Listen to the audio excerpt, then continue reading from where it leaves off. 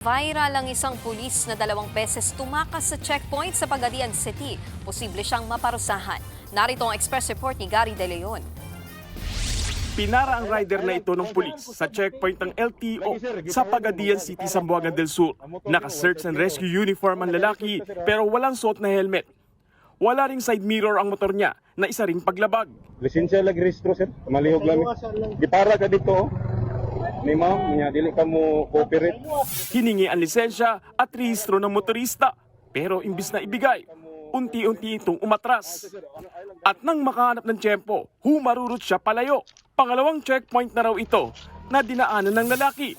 Hindi rin siya tumigil sa naunang checkpoint kung saan babae ang nanita. Dismayado ang Police Regional Office ng Zamboanga sa asal ng pulis.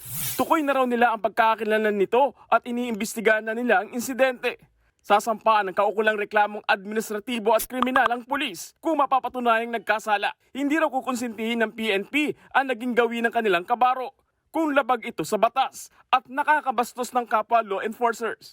Nagbabalita mula sa frontline, Gary De Leon, News 5. Mga kapatid, Nikki de Guzman po. Para sa pasada ng mga rumaratsyadang balita, mag-follow at mag-subscribe na sa social media pages ng News 5.